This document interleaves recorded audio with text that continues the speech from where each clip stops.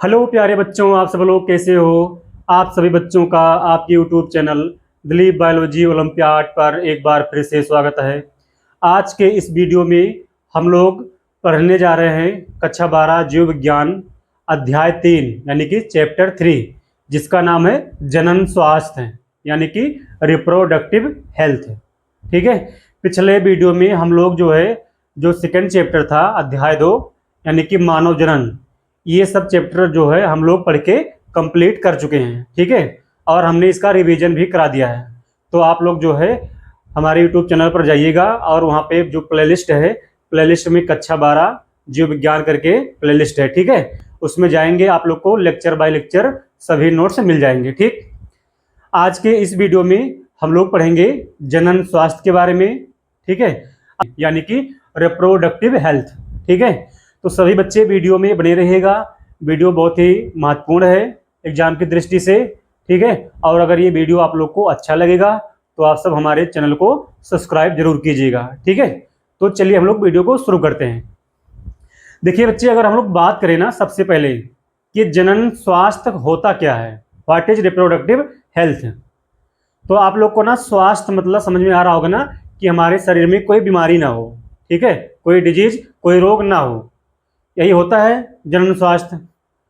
लेकिन बच्चे, WHO कहता है कि स्वस्थ व्यक्ति वो नहीं है जो कि हेल्दी हो, देखने में सुंदर हो और जो है आकर्षक हो। ठीक है।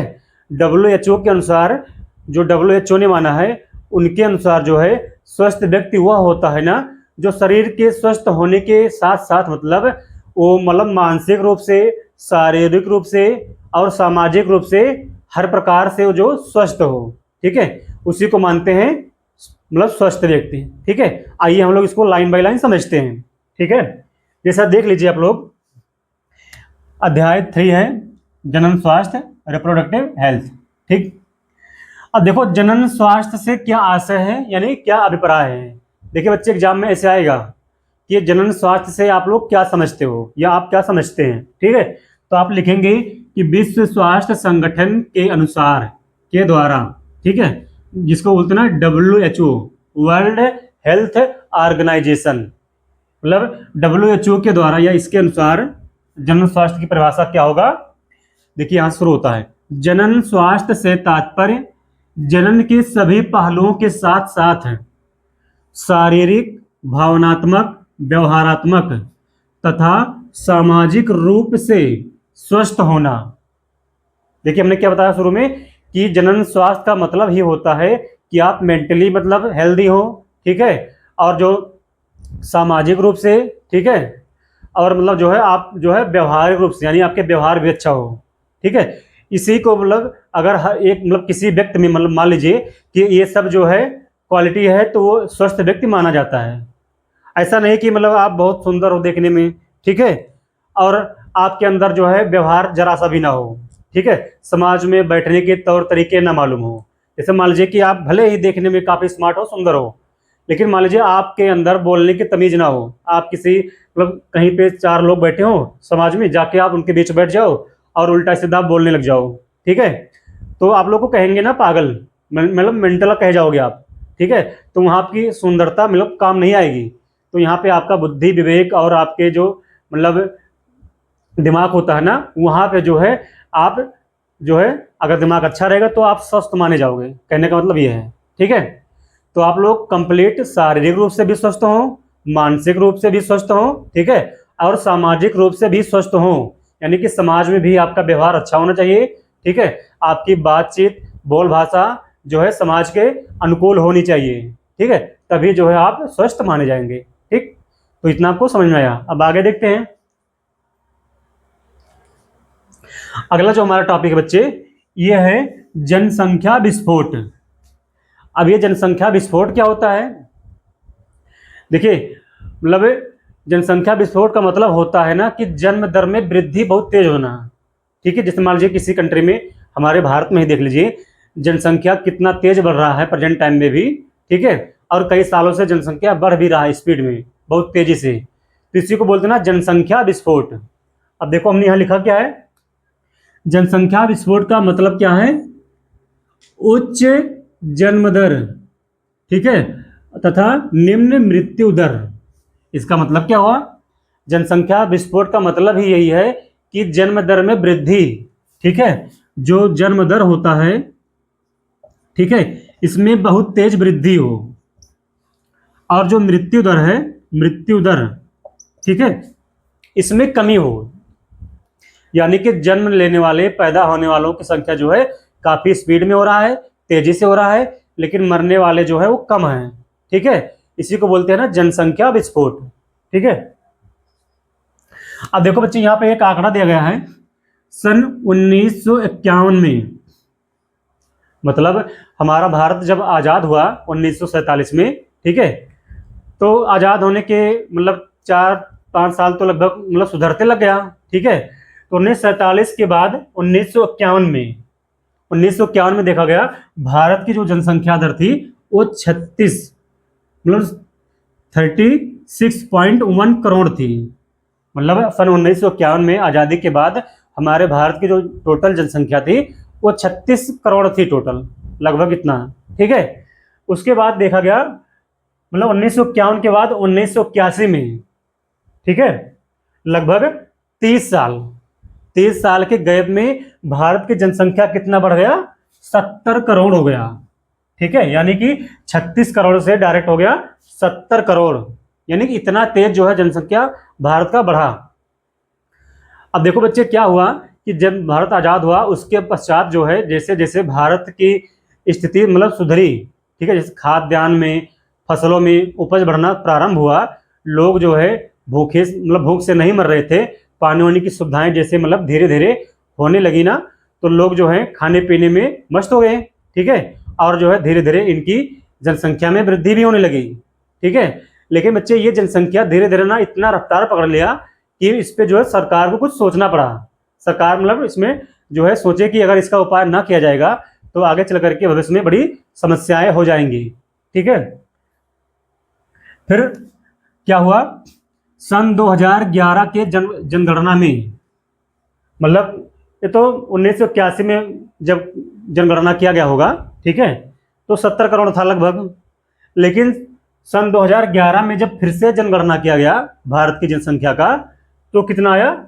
122 करोड़, लगभग 21 पॉइंट कुछ था, लेकिन हम लोग लगभग करके 122 करोड़ बता रहे हैं। ठीक है, सन 2011 में भारत की जो टोटल आबादी थी, टोटल जो जनसंख्या था लगभग 122 करोड़ था। ठीक है, अब देखो बच्चे, 122 करोड़ 2011 में था, लेकिन वर्तमान समय में ना, प्रेजेंट टाइम में 2026 में ये अनुमान लगाया जा रहा है ना कि प्रेजेंट टाइम पे हमारे भारत की जो जनसंख्या है वो लगभग कितना है? 1.45 करोड़, यानी कि 1 करोड़ 45 लाख जनसंख्या जो है हमारे भारत की प्रेजेंट टाइम पे हो चुकी है। ठीक है, कितना है? 1.45 करोड़ जो है, 45 करोड़ जो जनसंख्या हमारे भारत की प्रेजेंट टाइम पे है। ठीक है, यानी कि देख लो 2011 से लेकर के 2000 मतलब 26 में कितना तेज जनसंख्या बढ़ा। कहाँ 122 करोड़ था, कहाँ 145 पहुंच गया, बहुत तेज बढ़ रहा है। ठीक है, फिलहाल मतलब समझ लीजिए कि जनसंख्या कुछ धीरे धीरे कम हो रहा है जैसे जैसे लोग जागरूक हो रहे हैं। ठीक है, लेकिन फिर भी हमारे भारत की जनसंख्या प्रेजेंट टाइम पर बहुत है। अभी तक तो मतलब अनुमान लगाया जा रहा था ना कि पूरे विश्व में जनसंख्या की दृष्टि से हमारा जो भारत है ना वो दूसरे स्थान पर था, पहले पर चीन था, दूसरे पर भारत था। ठीक है, लेकिन हमें ये लगता है ना प्रेजेंट टाइम पे हमारा भारत ही जनसंख्या में सबसे आगे है। ठीक है, मे भी हो सकता है। ठीक, अब देखो बच्चे, इस जनसंख्या को कंट्रोल करने के लिए हमारे भारत सरकार ने बहुत सारे नियम निकाले थे। ठीक है, अब हम लोग बात करते हैं ना इसके बढ़ने के जो कारण हैं, जो जनसंख्या वृद्धि, जो जनसंख्या विस्फोट हो रहा है इतना तेजी से, इसके क्या कारण हो सकते हैं। ठीक है, अब देखो हमने यहां लिखा है जनसंख्या विस्फोट के कारण। अब इसके कई सारे कारण हैं, एक कारण नहीं होगा।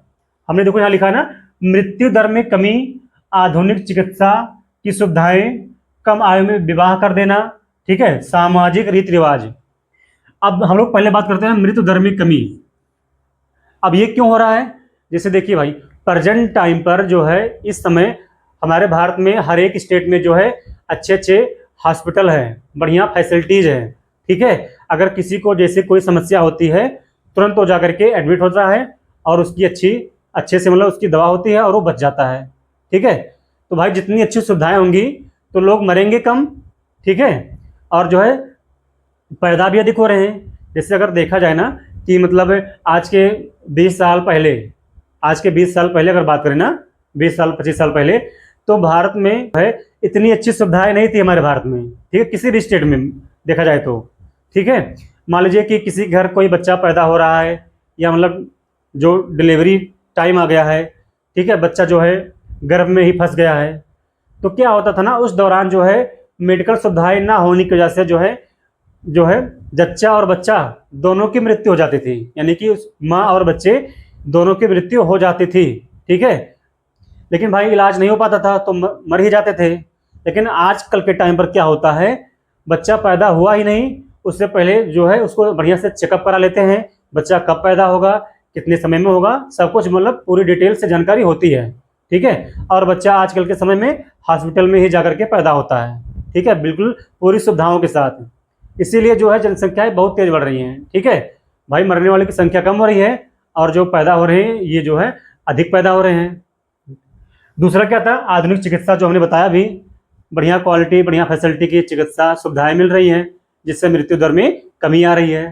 ठीक है, अब देखो अगली जो कारण है जनसंख्या बढ़ने का, वो क्या है, कम आयु में विवाह कर देना। अभी भी बहुत सारे लोग ऐसे होते हैं ना, बहुत मतलब जगहों पर ऐसा होता है ना कि जो है लड़कों और लड़कियों की शादी जो है बहुत कम आयु में कर देते हैं। अभी लड़की जैसे मतलब 12-13 साल की हुई, लड़का हो गया 15-16 साल का, दोनों की शादी कर देते हैं।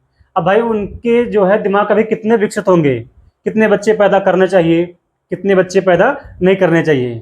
ठीक है, उनको कहाँ पड़ी है कि भविष्य में क्या होगा, उतनी लंबी सोच उनकी नहीं होती है, जिसकी वजह से जो है खामियाजा भुगतना पड़ता है, 4, 6, 10, 12 बच्चे पैदा हो जाते हैं। ठीक है,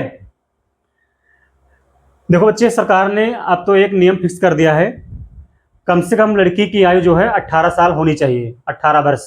ठीक है, और लड़के की जो है आयु कम से कम 20 वर्ष या 21 वर्ष होनी चाहिए, तब जो है वो शादी कर सकते हैं या शादी के योग्य होते हैं। और यही होना भी चाहिए, कम से कम उनमें समझ होनी चाहिए। ठीक है, क्या करना है क्या नहीं करना है, तभी शादी करनी चाहिए। ठीक है, अगला है सामाजिक रीति रिवाज। अब भाई समाज में बहुत सारी कुरीतियां हैं, रीति रिवाज हैं, लोग अपने अपने मन से जो है शादियां करा देते हैं। मतलब वो कहते हैं कि मतलब बहुत सारे लोग होते हैं ना, कहते हैं हमारे यहाँ तो इतने ही उम्र में जो शादी हो जाती है। ठीक है, इतने कम बचपन में ही शादी हो जाती थी। तो सामाजिक रीति रिवाज जो है ना, ये पुरानी प्रथा है, चली आ रही है, जिसका जो खामियाजा जो है पूरा भारत भुगतता है। ठीक है, लोग उसको भुगतते हैं। अगला है खाद्यान्न का उच्चतम उत्पादन, ये भी एक कारण है विस्फोट बढ़ने का। मतलब जैसे जनसंख्या बढ़ रहा है उसी हिसाब से ना खाद्यान्न, भोजन और खाने पीने की वस्तुएं भी लगातार बढ़ती जा रही हैं। मतलब जैसे फसल उपज जो लगातार बढ़ रहा है, इसके पीछे भाई टेक्निक भी है, बढ़िया बढ़िया जो है वैरायटी के खाद भी आ रहे हैं, दवाइयाँ आ रही हैं, जिससे फसल भी उत्पादन हो रहा है अच्छी तरीके से, फसल की भी कमी नहीं है, तो भोजन की कमी नहीं होगी। भोजन की कमी नहीं होगी तो जो है लोग खाए बिना मरेंगे भी नहीं। ठीक है, मतलब जो है कहने का मतलब सुविधाएं अच्छी मिल रही हैं। ठीक है, तो काहे को लोग मरेंगे। ठीक है, तो बच्चे ये था विस्फोट के कारण है, जो कि आप लोग समझ गए कि क्या क्या कारण हो सकते हैं। ठीक है, अगर हम लोग बात करें बच्चे कि जो जनसंख्या विस्फोट इतना तेज बढ़ रहा है, ठीक है, इसके जो है क्या कोई दुष्परिणाम भी हो सकते हैं, इसके जो है हानियां भी होंगी, तो जाहिर से बात है भी हानियां होंगी। अब मान लो भाई, अगर हमारे एग्जाम्पल के लिए अपने स्टेट की बात करना, उत्तर प्रदेश की, अगर हमारी यूपी में जनसंख्या अधिक बढ़ जाएगी तो हमारे युवा जो लोग हैं, हमारे युवा भाई बहन हैं, नौकरी की समस्या होने लगेगी। अरे भाई, जैसे मान लीजिए जहाँ 30 लाख लोग जो है फार्म डालते थे, और बढ़ जाएंगे 50 लाख लोग डालेंगे फार्म, तो कंपटीशन और बढ़ जाएगा ना, नौकरियां नहीं जल्दी मिलेंगी। ठीक है, और जो खाने की वस्तुएं, खाद्य सामग्री, यह भी काफ़ी महंगा मिलेगा। ठीक है, अगर बीमार पड़ जाओगे हॉस्पिटल में, वहाँ सुविधाएं उतनी अच्छी नहीं मिल पाएंगी, क्योंकि भाई इतनी संख्याएं रहेंगी, इतनी जनसंख्या हॉस्पिटल में भरा पड़ा रहेगा, तो कितने लोग की वो इलाज कर पाएंगे, दवाएं भी महंगी देंगे। ठीक है, तो कहने का मतलब है ना, इसके कई सारे दुष्परिणाम हो सकते हैं। मतलब चिकित्सा क्षेत्र में कमी, शिक्षा के क्षेत्र में कमी हो जाएगा, ठीक है, मतलब खाने पीने की वस्तुएं महंगी हो जाएंगी, मतलब हर प्रकार की जो सुविधाएं हैं ना उसमें कहीं ना कहीं जो है कमियां हो जाएंगी अगर जनसंख्या विस्फोट ऐसे बढ़ता रहा तो। ठीक, अब हम लोग जान लेते हैं ना इसके उपाय, मतलब क्या क्या सावधानियां बरतें कि जो है जनसंख्या विस्फोट या जनसंख्या में कमी लाई जाए। तो इसके लिए हमारे भारत सरकार ने कई सारी योजनाओं को चलाया है, ठीक है, जो कि 1991 में ही जो है परिवार नियोजन की जो प्रक्रिया थी चलाई गई थी ना। 1951 में देखे थे ना जनसंख्या लगातार बढ़ रहा है, तो उसी समय 1951 में ही परिवार नियोजन की जो प्रक्रिया चलाई गई थी। अगर बात करें उपाय के, तो जो है इसमें जो है सरकार परिवार नियोजन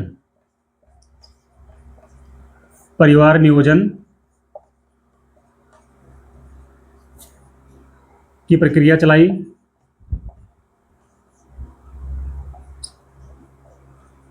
ठीक है। ये काफी जो है जागरूक करने वाला एक परियोजना था, मतलब गांव गांव में हर जगह जा करके लोगों को जागरूक करना, ठीक है। जैसे आप लोग सुने होंगे ना, हम दो हमारे दो, सरकार ने एक चलाया था ना योजना, हम दो हमारे दो। क्या था? हम दो हमारे दो, ठीक है। और एक था ना बच्चे दो ही अच्छे। तो ये सब सरकार ने योजना चलाई थी ताकि जो है लोग जागरूक हों और कम से कम बच्चे पैदा करें ताकि जो है उनको अच्छे से सुविधाएं मिल जाएं, ठीक है। और बच्चे और नियम चलाया गया था घर घर परियोजना, जाकर के लोगों को जागरूक करें, ठीक है। उनको मतलब जनसंख्या के बारे में बताया जाए कि मतलब जनसंख्या की मतलब कंट्रोल कैसे किया जाता है, ठीक है। और जो है गर्भ निरोधक जो योजनाएं थी परियोजनाएं थी, इनके बारे में भी जो है महिलाओं के द्वारा कार्यक्रम चला जाता था ना गांव गांव में, ठीक है। गर्भ को कैसे रोका जाए, जैसे मतलब होता ना कंडोम वगैरह की जो मतलब प्रचार करते थे पहले लोग, अभी भी प्रचार होता है, ठीक है, जिससे मतलब बच्चों की जो जनसंख्या है इसमें कमी हो सकती है, ठीक। तो यही था बच्चे परिवार नियोजन की प्रक्रिया और नियंत्रण के उपाय में हम लोग देखेंगे। और हाँ, एक चीज़ और, मतलब सरकार ने एक प्रक्रिया और चलाया था ना प्रोत्साहन का, जैसे मान लीजिए कि जिनके घर जो है दो ही बच्चे पैदा हो रहे हैं, ठीक है, उनको प्रोत्साहन दिया जाए ताकि मतलब वो जागरूक हों। कहने का मतलब सरकार हर तरीके से जो प्रयास कर रही थी ना कि जनसंख्या में कहीं ना कहीं कमी लाई जाए, वो तरह तरह के नियम निकाल रही थी जिससे लोग जागरूक हों, ठीक है, और जनसंख्या में कमी लाई जाए। और शिक्षा भी मतलब चला गया था, ठीक है। कहने का मतलब ये है कि मतलब शिक्षा जो है जितना बढ़ेगा, लोग जितना होशियार होंगे, जितना पढ़ेंगे लिखेंगे, उनको जो है समाज के बारे में जानकारी होगा, ठीक है, कि जनसंख्याएं जितनी बढ़ेंगी उतने जो है हानि होंगी, जनसंख्या जितने नियंत्रण में रहेंगी उतना ही जो है सबको लाभ होगा, ठीक है। तो पहले जो है अशिक्षा की भी कमी थी जिससे लोग जान नहीं पाते थे जनसंख्या के बारे में, अगर बढ़ेगा तो क्या होगा, ठीक है। लेकिन आज के समय में जो है शिक्षा को बढ़ावा दिया जा रहा है, ठीक, ताकि जो है लोगों को यह पता चले कि जनसंख्या कंट्रोल कैसे करना है, नियंत्रण कैसे करना है, और आगे चल करके जो है इसके मतलब हानिकारक प्रभाव क्या हो सकते हैं, ठीक है। तो बच्चे यही था जो है जनन स्वास्थ्य के बारे में, जनसंख्या विस्फोट क्या होता है, उसके कारण उपाय, ठीक है, और उसके नियंत्रण। अब आज का वीडियो हम लोग जो है यहीं पे समाप्त करते हैं, ठीक। और हम लोग फिर से कल मिलते हैं इसी चैप्टर में किसी अगले वीडियो के साथ, ठीक है। और बच्चे अगर आप लोग को ये पूरा वीडियो समझ में आया होगा तो आप लोग जो है हमारे चैनल को सब्सक्राइब कर लीजिएगा, ठीक है, ताकि जो है आप लोग के पास ये वीडियो पहुंच जाया करें, ठीक। हम लोग मिलते हैं अगले वीडियो में कल, ठीक है। तब तक के लिए थैंक यू, धन्यवाद।